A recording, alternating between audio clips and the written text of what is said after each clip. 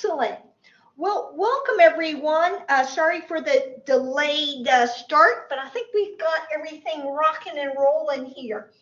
So I thought what we would do is Dr. Dagtus has been talking a lot about sort of the background definitions, terminology behind working with multimedia, and in particular, things like images. And I thought I would kind of bring things back to a little bit more hands-on, because one of the things I'd like folks to do is, of course, start working on their data science project. Yeah. Oh, very good. Thank you so much. Oh, that's good for the next person. Okay, so they got 220 working, but that's fine. That's good news for the next folks who go to use the system.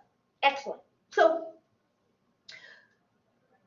for this class, I'd like students to choose a data science project, and maybe students would like to try to do something with images. And I wanted to show you a simple tutorial using images so you would not find images so intimidating, because we're used to statistics and working with numbers and qualitative variables like labels, categories, and of course text is very familiar because we looked at the fact that we can look at text, and there are some libraries that will help us do various things with text, but images, it's maybe a little harder to think about. How do we get the computer to work with an image?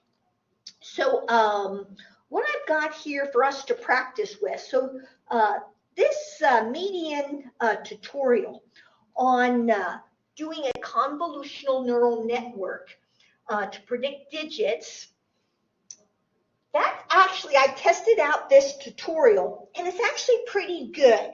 I found that I could follow it along and copy and paste the code, and it was pretty clean.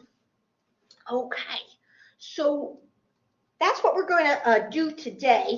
And what I thought we would then lead into is then talking a little bit more about images, but the image challenge assignment in case folks are having issues about that. And then the other thing is, again, this is a really good time, beginning of March, to be thinking about what do you want to do for your data science project. And you may want to go out and find a collection of images and play with it. So let's start off. This is a great introductory tutorial. I actually downloaded a test CSV, and this is a pretty famous data set. This is the MNIST data set. And so what this is this is a data set that somebody put together, and it has a database of handwritten digits, and they have a training set of 60,000 and a test set of 10,000. I'm actually working with the test set of 10,000 just because it runs pretty fast, and I didn't know how, the 60,000 is quite large. So let's take a look at, first of all, what the heck this data set looks like. Okay. So when you look at it, you're probably thinking, man, this looks really bizarre. But what it is the first column is actually the handwritten number. So so the first number is 7, and then you'll be like, well, wait a second, this just goes on and on and on. I'm seeing some zeros, and then I finally start to see some numbers, and the numbers are all, they go up to 255, and you're probably wondering, so what the heck am I looking at here? So let me just back up to one moment, and let me just explain how they did this data set. So I'm going to pull this back here, and you'll get the view to infinity and beyond. But what you want to think about this is what you're essentially seeing here is you're essentially seeing what happens if you took, let's say, the number 7, and just imagine taking this square, and let me see if I can change the color here. Let me see if I can change the color here to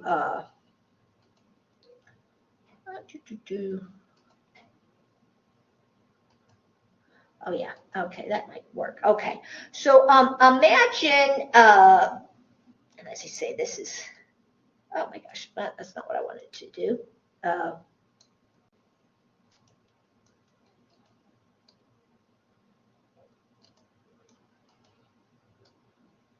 Oh, drawing, that's probably it. Let me just see. See if this will do it right for me. Okay. Oh, that wasn't what I wanted to do. All right, let me just, yes, clear annotations. Let me go ahead and let's go and try it like this. Okay, let's try this drawing. Oh, let me just do normal. Huh. Isn't that interesting? And yes, clear annotations, and let me just see, grab that. Oh yeah, let me just try this. That's what's making it there. Yeah, let me try, and let's just see. All right, let's just see. Usually there's a way that you can draw, select colors, but hey, we'll just illustrate this way. All right. So we'll just go dot, dot, dot, dot. And so imagine a square that's 28 by 28. Okay. And in fact, if we grab a calculator and just do 28 times 28, you get 784. So in essence, what we're talking about is we've got, a 28 by 28 array, and that's basically 764 pixels. Let's do that right. Did I get that right? 28 times 28. 7. Sorry, quick correction. So that was make that 784. Okay.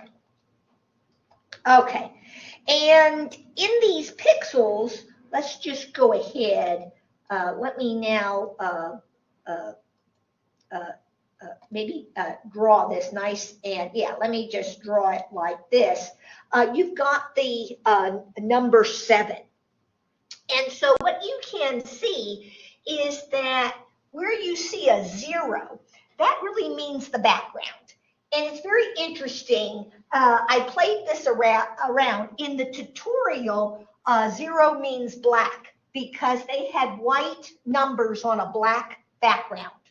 When I put this into Google Colab flipped it, and 0 meant white, and it was a black number on a white background. So, hey, the tutorial essentially works just fine, but I found that kind of interesting that, typically what is 0? Is that a black or is it a white? Well, I guess it depends a little bit on which software that you're using. But where you have the handwritten number, you'll have a number other than 0. And if that section of the handwritten number is darker, it's going to be closer to 255. And where that handwritten number is lighter, it's going to be, it's going to be on the grayscale. So what is happening is, and we can go now back and share the application screen. So what you have in the data set is 10,000 rows, and each row represents a number.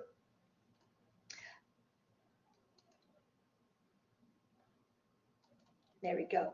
And so every row represents a number, and then you have 784 attributes that essentially represents the 28 rows and the 28 columns of pixels. And so you can see why this particular data set, you're actually not even able to view in Blackboard. You actually have to download it and then open it up in Excel. Okay. And so one of the things is, if you're interested in doing a image project for data science, I do recommend that you look at Kaggle and you look at image challenges, and you do find a data set where they have taken the images and have essentially processed them, into those, I want to say, into a format like this, where you can bring them into your neural network in order to do estimations and predictions. So that's one thing about an image project. You'll probably find that to try to start off with your own images and to get them cleaned up and processed and converted is a whole lot of work. So if you start off with a data set like this, where it's all ready to start analyzing, I think you'll find it a lot easier. Okay. And as I say, if you'd like to follow along with the explanations, it's coming from this Median CNN tutorial. So let me see if I can make this nice and big. Okay. All right. So it turns out, once you find your data set, the question is, so how do we make predictions when we've got images? And one of the techniques is called CNN. It's for convolutional neural network. And it is a particular type of artificial neural network that has proven to be very popular and useful for analyzing images for computer vision tasks. And it turns out it can be used for other data analysis or classification tasks, but it works well for images. And by the way, there are probably other types of tools out there for image. So you might even be curious to, for example, compare a convolutional neural network to some other image tools that are out there, to kind of, maybe that's part of your data science project, to see which one seems to do a better job. But the thing about, and here I may just bring this up here and we'll kind of bounce back and forth. So, but this particular convolutional neural network is very good at basically, this network is very good for looking at patterns in those pixels. And the types of patterns it's looking for are things like edges, shapes, textures, curves, objects, and colors. And I have another tutorial. Kaggle has sometimes you have to look at several different tutorials to get the full story. But in essence, when we talk about a neural network, what's happening is those pixels are the input data.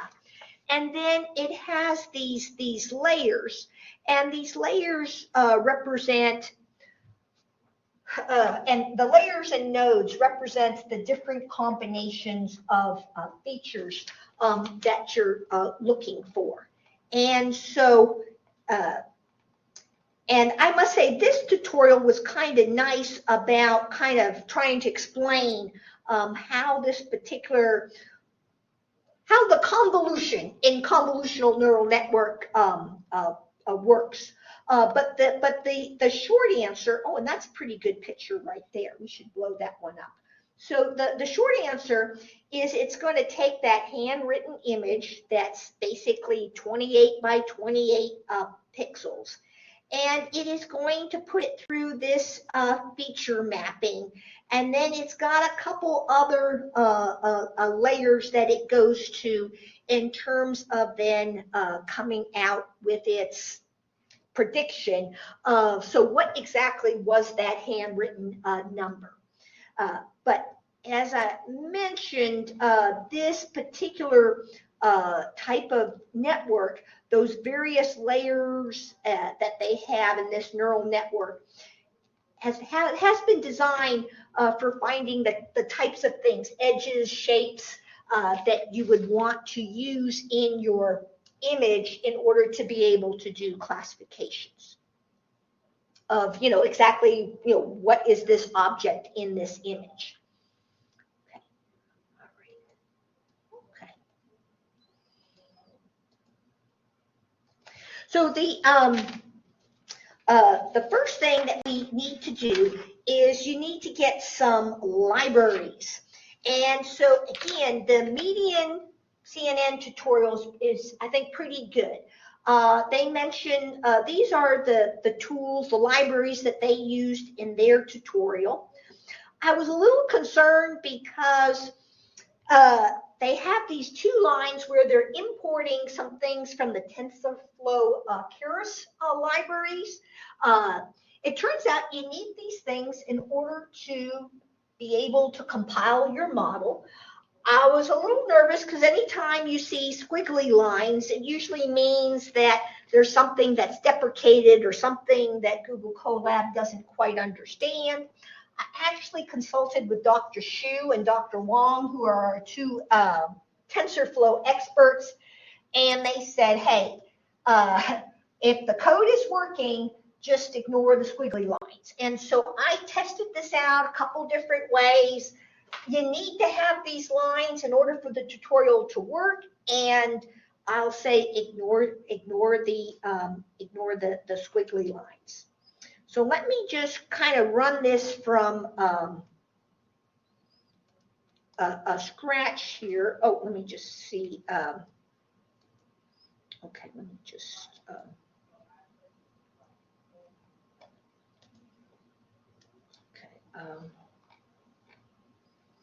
Oh yeah, let me go right here.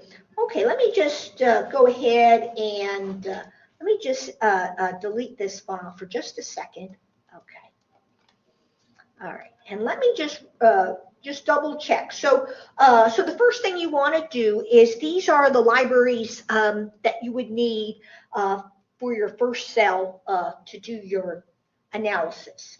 And then the next thing is you have to be able to upload your file. So what we're going to do is I had downloaded the smaller test file, which has the labels, and it has 10,000 of these handwritten numbers, as opposed to the original one, which was 60,000. And you'll notice it'll take about a minute for it to upload the data set. Okay. Okay, so that's done. And we can even double check. We can use that DF shape And that is telling us that we have 10,000 rows and 785. Basically, the 784 28 by 28 pixel contents, which is basically from 0 to 55. It's essentially 8 bits, 1 byte per pixel, and 0 is the background, and then if there's something there that's like part of the number, it'll be something on the grayscale. Okay, and we can even do this DF head, so that, not that interesting because it's showing us the first 5 rows. And because the numbers tend to be in the middle of that 28 by 28, it's not that surprising that the padding around the number, which is what we're seeing here, is we're seeing all zeros. Okay, okay. All right, but we can get some information. We can actually, it's so interesting they have this in the tutorial. I didn't think it was that useful because we do, now for the label, we do get some information maybe that are the labels, which are the numbers. We see that the numbers go from 0 to 9. Yeah, we're talking digits. It's kind of telling us the mean, the standard deviation of the digits. Again, it's kind of telling us for each pixel what are the averages, but as you say, not that interesting. So this is one example where traditional statistics maybe not super interesting. But this is a little bit more interesting. So this little code says here's a list of digits 0 through 9, and what we want to do is we'd like to go through that list of labels, and we want to count up how many zeros do we have, how many ones, how many twos, how many threes. And so that's what that little code is doing. It's basically saying, hey, go and count up the labels and basically, update our counters. If it's a 0, update it, the 0 counter. If it's a 1, update the 1 counter. And then print that out. Okay. So we can actually see here, we had in that list of 10,000, yeah, notice we have roughly 1,000 each, okay? And it might be easier to visualize this little list of numbers. So we can take our digits and counts, and here, I can make this a little smaller just so you can see. Yeah, so this kind of gives you a better sense of, oh, okay, so this is the number of digits in my data set. And this is very common in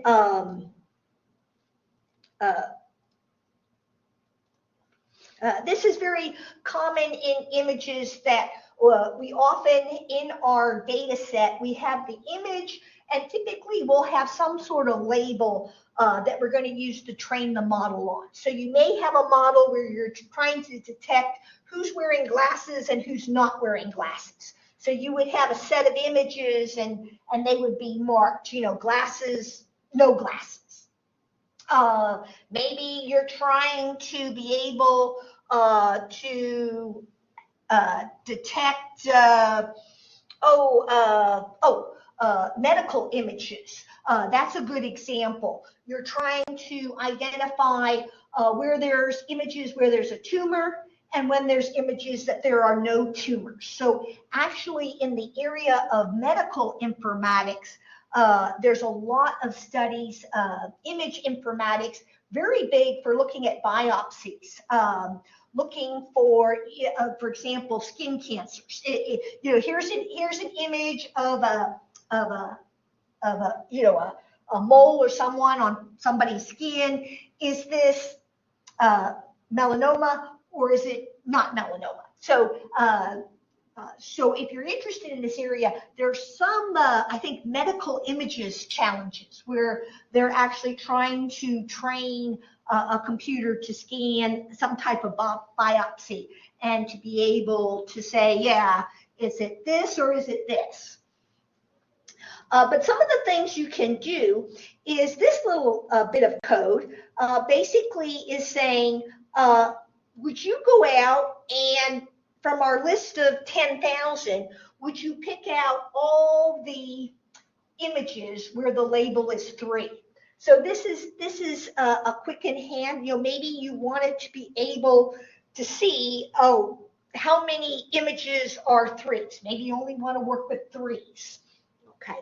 And again, because we're using the head command, we just see the first 5 rows, which is pretty good because otherwise we would see 1,010 rows of this, and notice here it's condensed. Notice they just show us the first 10 attributes, which are again pretty much the padding. So we're not seeing a lot of the middle, but this is kind of interesting.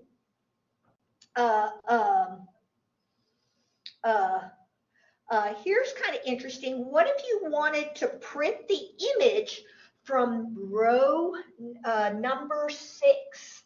Okay, so we're going to use basically, we're looking at,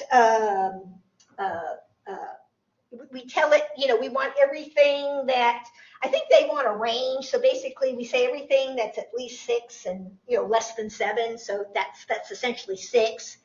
And we're going to take the values, and then we're using what's called a reshape command. And we say, yeah, and then go ahead and plot that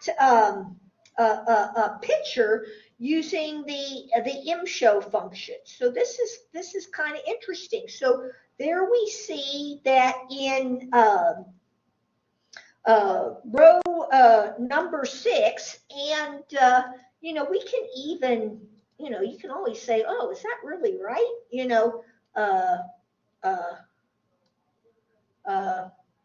Yeah, and there we're seeing that. Let me see, 0, 1, 2, 3, 4, 5. I think this one is actually, because remember in our data set, the first row is the header.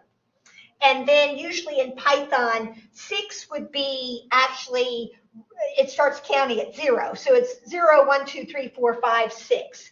So notice there, but it is a 4 right where we thought it would be. And you can kind of, one nice thing about these things is you can kind of play around with it. So let's say we wanted to pick another one. Let's try 100 and 101. Let's see what happens when we say, well, what's in that one? Okay, that was 6. Okay, but notice now that's pretty good. Now you can kind of see, oh yeah, and just like any handwritten image, there's parts where the pencil or went down harder, so you can kind of see that the grayscale. Okay. All right. Okay. So what might we want to do? So a couple of things that we may want to do is, if we're going to create a prediction model, that means what we want to do is we want to, first of all, just get the pixels without the label. And that's going to be our X. Basically, the pixels are an array of explanatory variables that we're going to use in our prediction model. So this little bit of code is basically saying, okay, I'm going to take my entire data frame and I'm going to drop off the label and I'm going to put that into a new data frame called X. Okay. And then, of course, I also need my Y data frame, which is just the original data frame, but now that's the list of all the actual numbers, what they were labeled as. So now what that allows me to do is notice, and again, we'll just use the header, but you'll notice here are the first 5 rows, and that was 72104, and then those were the pixels associated with 72104. Okay. All right. And of course, the other thing that we need to do, so we've got these 10,000 numbers, and some of those rows we want to use for training, and then some of those rows we want to use for testing. And it's kind of common. You can do, I've seen people do 80, 20, 70, 30. But we're going to take our 10,000, and what we're really doing here is using this line of data to say, hey, what we'd like to do is split those 10,000 rows, and what we want to have is 2/3 go into our training data set. So that means we're going to essentially take our X and Y, these are really our X and Y arrays that we have created. And what we want to do is we want to take that X array and we want to take the first 2/3 and put it into training and the other third into testing. And then we want to do the same thing with our Y array. We want to, or Y data frame. We want to split it into training and testing. Okay. All right. So notice what we really did is we went, so when you think about it, we started off with our original data frame, and now we have 4 data frames. We have an X testing and an X training and a Y testing and a Y training. And of course, the Y is just the labels and the X are just the pixels. Okay. And again, they've got some things here, because with something like this, the only way we can kind of check our work is to say, well, let's just look at the first 5 rows, make sure. So notice that's an example of our training, and that's what our header would look like. Oh, and this is kind of interesting, the random variable, because you might have said, well, wait a second, when I'm looking at these headers, I'm not seeing 1, 2, 3, 4, 5. I'm seeing 8371, 5024, 9234, 39. That is because not only did we tell it to split it, but we told it that random says split it randomly. So randomly pick 2/3 to put into training, and then the remaining 1/3 gets put into testing. So notice here, and you can play around with that. You could say, well, maybe I want to do 80-20 or 60-40. And I believe the random state, I think what it's doing is feeding it a random number seed. So, I think you could select different numbers, 55, 67, and you would get different random shufflings.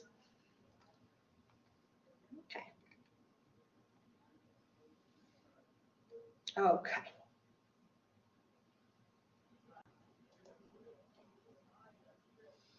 Okay. So this is now what this is doing is when they're testing their training data sets. Let me just see.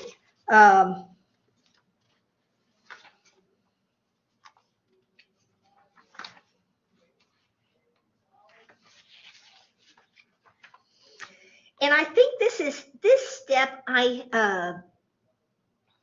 is putting it in a particular array format. And the tutorial doesn't give a whole lot of explanations, but I suspect in part it has to do with getting the data ready to feed into the way the convolutional neural network wants to receive the data. Okay. Okay. So it does that, and but what we can do is another way that you can check what you have in your training data set is notice here you can use this random function and say pick me a random integer between 0 and the length of the X training, which is 6,700 rows.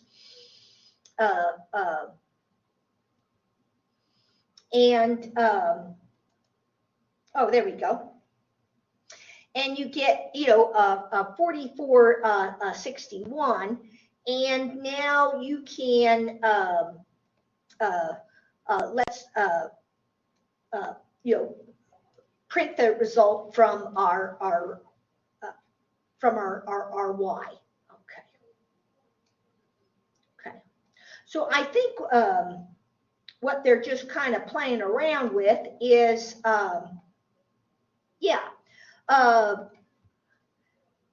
they're just kind of showing how you can go back and forth checking the corresponding Y label for a particular row that you've selected and comparing it to what the image looks like.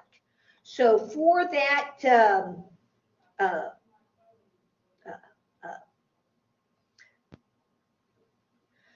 So notice here, all this does is it allows you to generate a random number, and then this allows you to take that random number and say, okay, so what is the label in my training data set?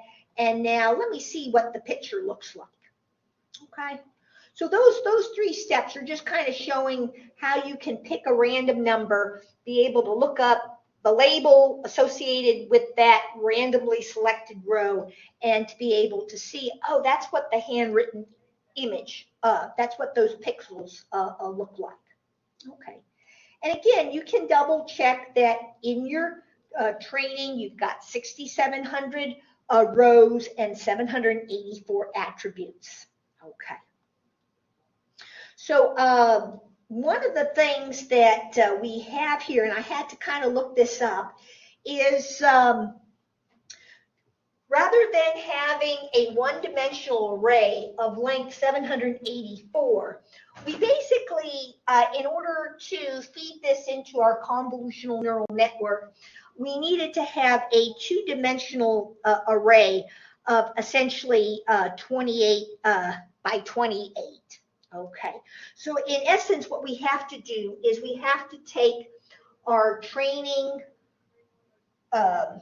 data set, both the training and the test, which are currently, each row is 784 attributes. And what we really want to do is change that into basically, what did we say? We had we want to take the 6,700 digits that are in the training, and we want to take the 3,300 digits that are in testing, and basically transform them into 28 by 28 arrays.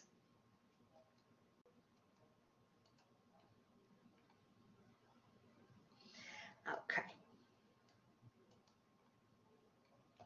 So basically, the convolutional neural network doesn't want to have one row of 784 pixels.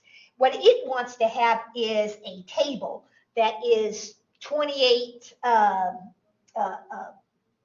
rows long and 28 columns. So basically, what they're saying is the convolutional neural network wants to see those pixels put into a 28 by 28 table for each one of those numbers. Okay, and the other thing is the convolutional network wants to make sure the values are floats. And then the other thing is the convolutional neural network.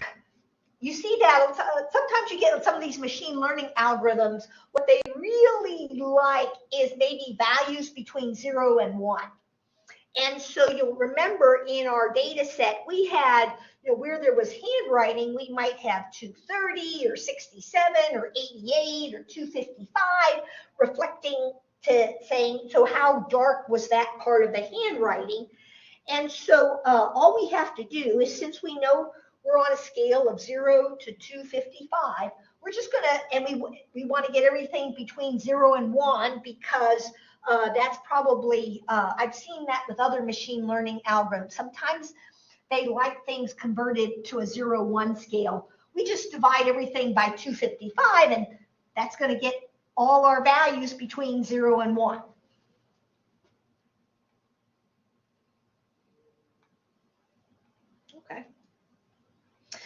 Okay, so right now we've just been playing around with the data set, but now we actually say, well, can you build me a model based on my X training and based on, my Y training labels? Can you build me a convolution? Can you build me a neural network model that I could actually use? So if somebody gave me, a handwritten number, I could take that handwritten number, maybe, take a picture of it, bring it into an editor, and, make sure it's black and white, get it down to, 28 by 28 pixels, get it into get it into the format of my MNIST file and be able to feed that to the neural network and get a prediction. Okay, so what we're going to do is this one is, and I was going to say, these are all the, let's go ahead and run this. Okay, and the Medium tutorial doesn't have a really good explanation for what all of these parameters are, but the Kaggle convolutional neural network, if we scroll through, they have a section where they talk a lot more about, they go into a little bit more depth, and they talk about things like the padding, and they talk a little bit about what the max pooling parameter does. It talks about, what the flattening parameter does, and it talks a little bit more about what a bunch of these different parameters are doing. But we're going to be saying, well, hey, we're just going to take the defaults. So, okay. And then we've got to compile our CNN. And now we've got to train our neural networks. And notice here, we're just going to say, here's our training stuff. Here's our Y data frame. And you'll notice we say epochs equal 10. So in machine learning, an epoch refers to a single complete pass through the entire training data set during the model training process, where the algorithm processes every data point once and updates its internal parameters based on the errors made in that pass. Essentially, it represents one full cycle of learning on the entire training set. Okay, finish my thought there. So let's go ahead. And a lot of questions students have is, how many epochs? How many epochs are too few? Because then it wouldn't learn enough. And how many epochs are too many, meaning now it's overfitting, meaning it went from just learning from the patterns till now it's just memorizing where the pixels are. It's kind of like a math test where, rather than learning how to do the calculations, someone got to the point that they were just memorizing the answers to each question. And of course, that doesn't help them when they get to a new exam with new questions, because what they really needed to know how to do was how to learn from what was in the question in order to produce an answer. And the answer is typically trial and error, meaning you kind of play around and you're kind of looking at the point where, usually as you're trying out the different numbers of epochs, a lot of times you're looking at the accuracy of your model. And you're kind of looking at what point have I been gaining information and at what point do I start flattening, meaning I'm not really learning anything more. And in particular, I'm going to have Dr. Wu come out in mid-April because she does a whole lot with data mining, and she's going to talk to us a little bit about, how to prevent, overfitting. And a lot of times, one way to spot if you're overfitting is if you're getting 100% accuracy. Usually that's a sign that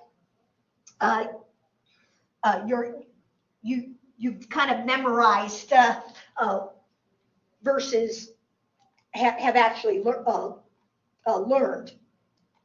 And so one of the things that's really good to do is, and that's why we kept some of our data we set aside. So for our test data set, now here's how we're going to evaluate our model, is we're going to use the model evaluate function, and we're going to take that CNN, that convolutional neural network that we just set the parameters, we compiled, and we trained it on the training data set. And now we're going to give it those 3,300 digits that it has not seen yet. And we're going to say, yeah, let's see how well you do. Okay. All right. And notice it's saying that, it's around, I believe that's going to tell us is about 96% accurate. So let's double check it out. So let's evaluate it. So let's take a look at our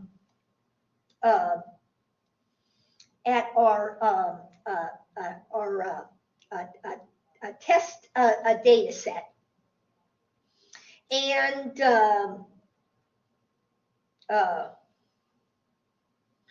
and I don't think I think I have that. That is, that should be 3,300. Okay.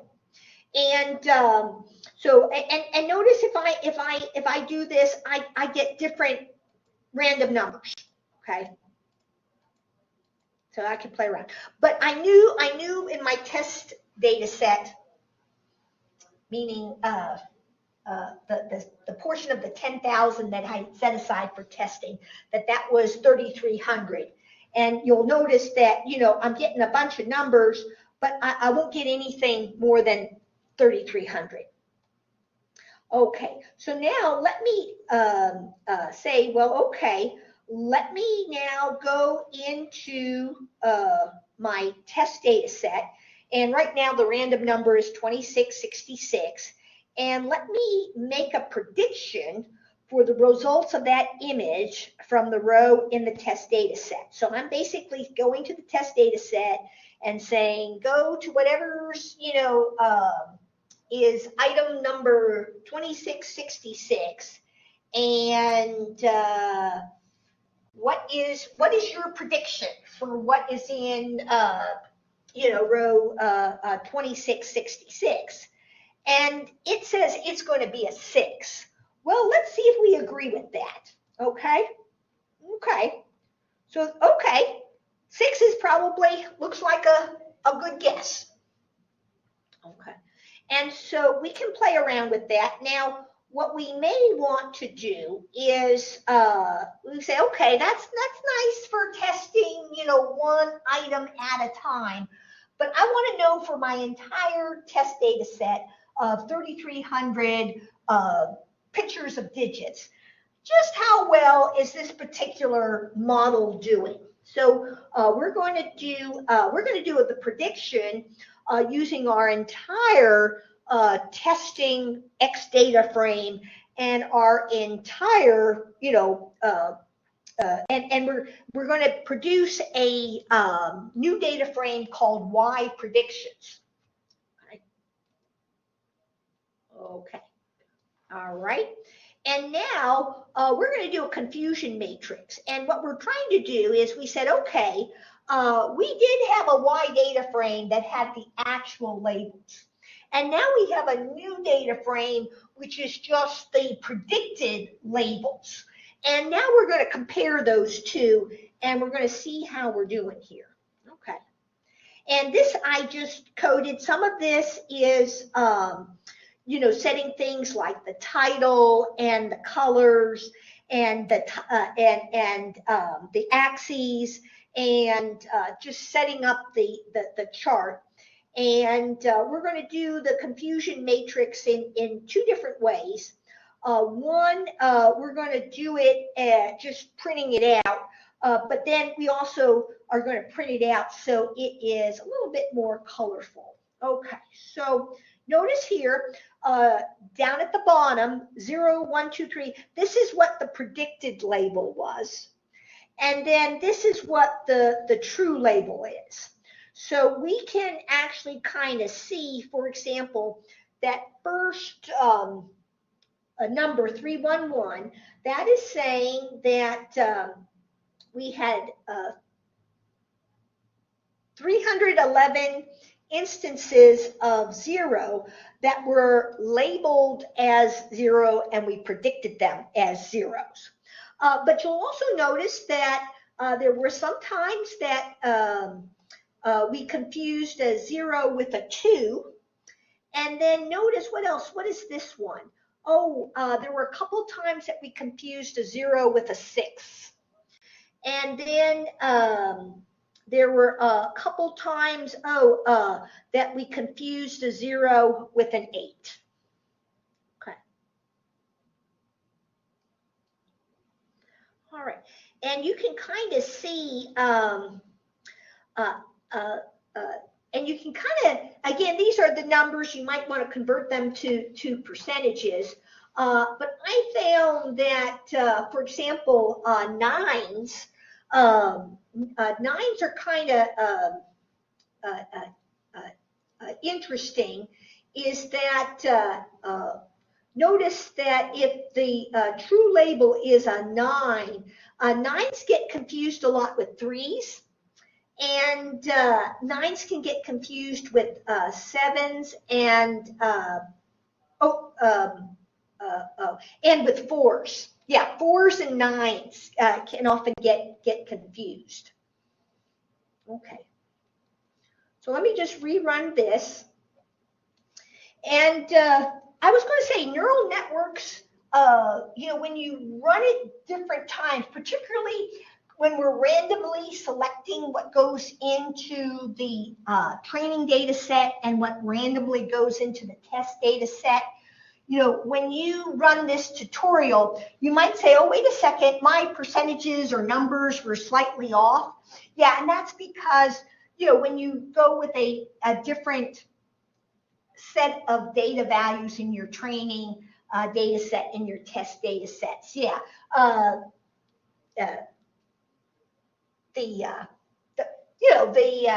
You'll have slightly different results.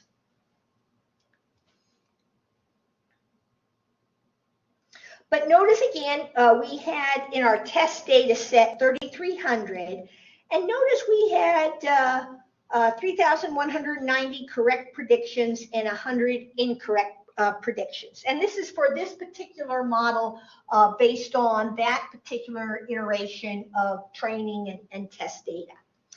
And there you see some of the, this actually kind of produces some statistics that you can use to evaluate your model. So we'll start here. The support is the number of occurrences in each of the digits in your Y testing. So the support is just saying, you know, in total, you had 317 zeros and 384 ones and 338 twos. And we can see, the precision. Notice what this is doing is it's taking the top part is your true positives, and it's looking at, you have in the bottom, you have your true positives and you have your false positives. So what it's doing is it's the ability of the classifier to not label a sample as positive if it's negative. So when you think about it intuitively, if your false positives is 0, then your precision will be 1. And then as you get more, for example, as if you have more digits that are getting falsely identified as a 9, what you would do is basically saying, I'm looking at everything that was truly that is the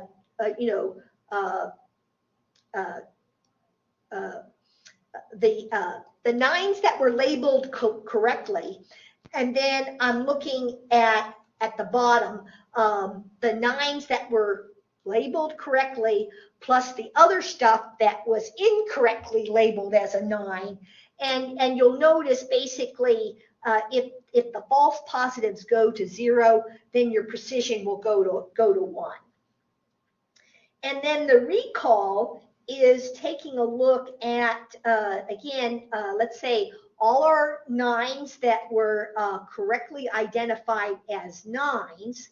And what are we taking here? These are taking our 9s that were correctly identified as 9s. Oh, and these are the false negatives. These are the 9s that were identified as something else. So this is basically, this bottom right here, true positives, false negatives, is actually looking at all the actual 9s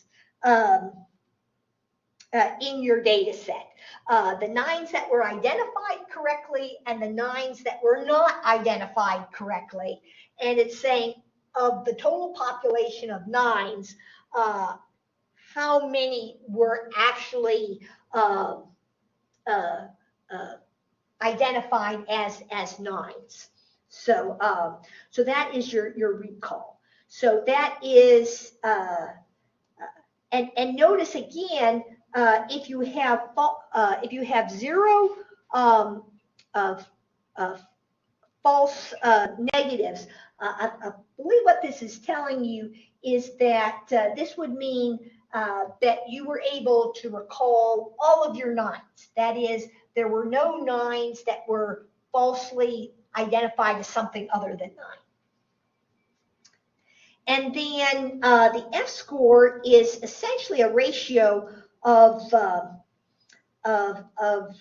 what's the weighted harmonic mean of the precision and recall. And essentially F1, so F1 basically balances those false positives, those false negatives, and correctly identifying. And essentially the F-score, if it's closer to 1, that means your model is performing better. If it's closer to 0, it's getting worse.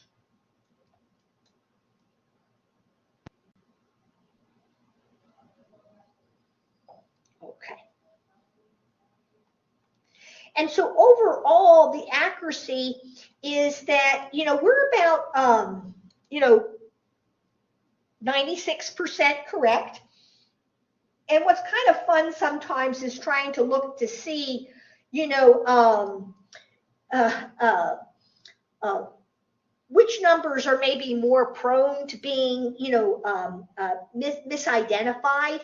So if we, it's kind of interesting, as I look at some of these numbers, I think eights are probably, I think I could understand eights, could be, depending on how you draw your eight, that could probably get confused. Let me just see. We've got our zeros. We got 96, 90. Oh yeah, threes might be easy to confuse. Oh yeah, sevens. Sevens could probably be confused with ones. Yeah, so you can kind of play around to kind of see, yeah, based on this, if we look at the F score, let's see, who has the highest F score? Fives are looking good. Oh, ones are looking good. Yeah, it's interesting. I had noticed that in some of my playing around. Ones seem to be pretty good at identifying. And again, eights are kind of low. And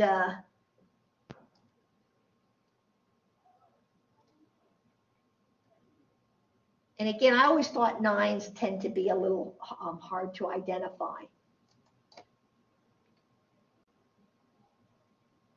Okay. And again, how would you deploy this model? What you would end up doing is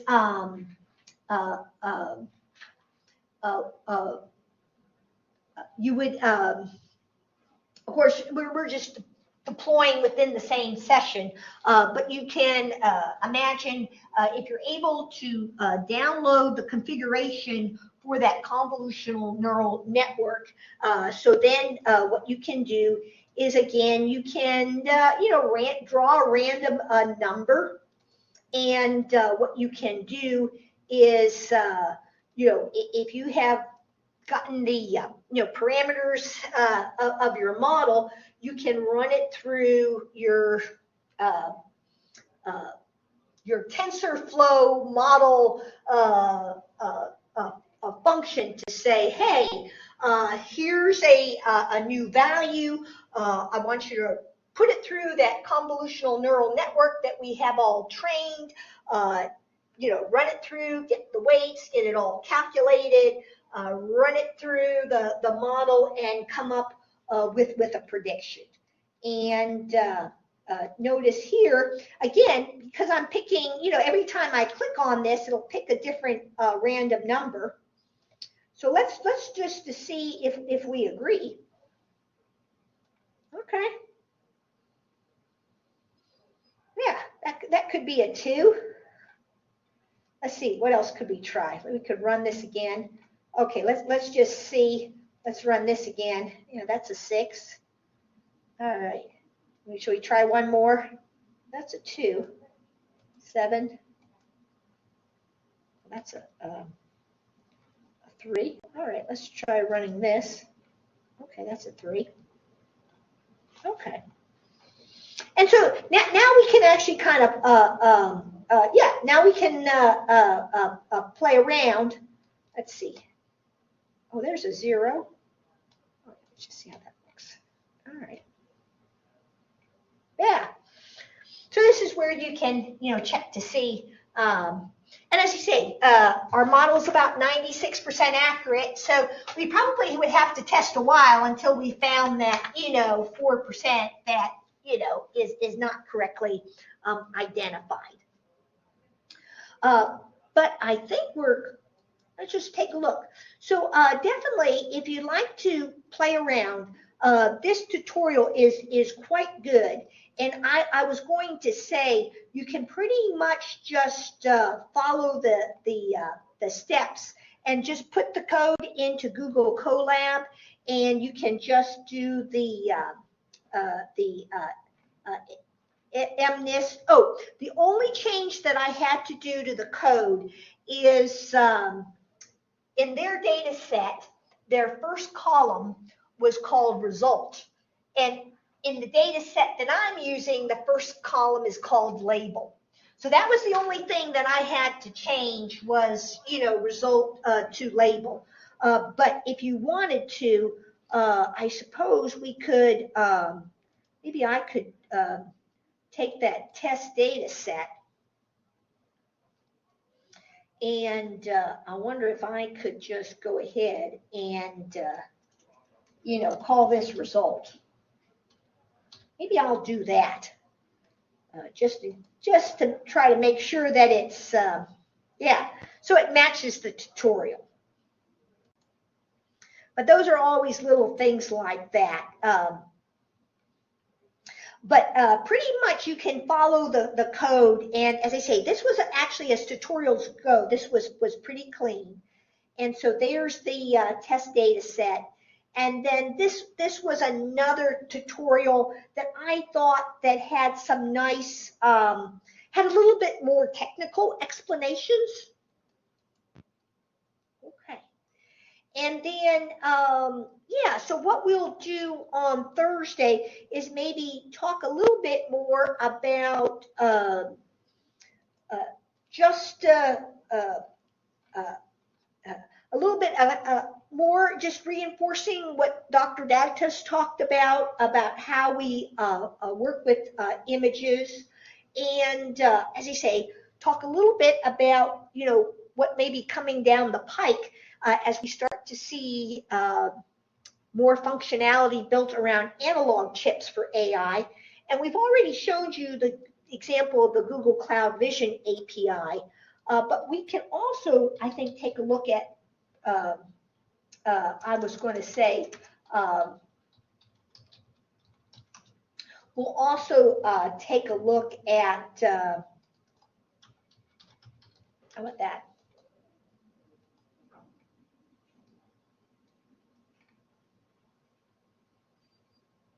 And there we go.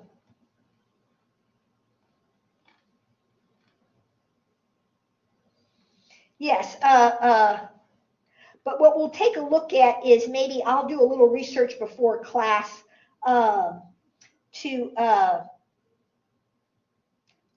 find out what's a good resource for, yes,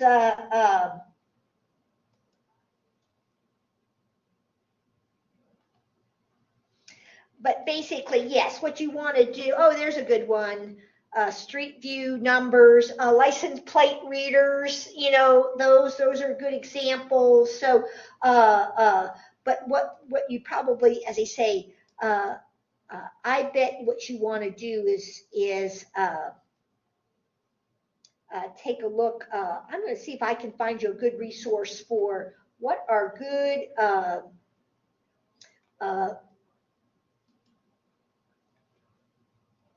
yeah.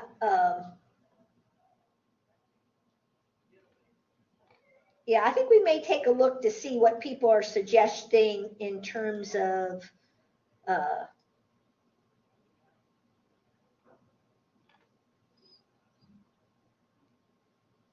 and we'll just, so what we'll do is we'll play around here to see. As I say, MNIST is very popular. What else do they have here? Oh, these are character symbols used in English and Canada language. So maybe you want to try just rudimentary handwriting. And this has 30,000 labeled images. This one has 1.5 million labeled images. So we can find, so you may want to see what kind of images are out there. Yes, and as I say, you want something that's been, something processed. We were working at 28 by 28. This is 32 by 32. So you could almost take your code and replace the 28 by 28. But even, if you find one of street signs, that's an important one. What's a stop sign versus a yield sign? Yeah, How would you teach the computer the difference between a stop sign and a yield sign? So, uh,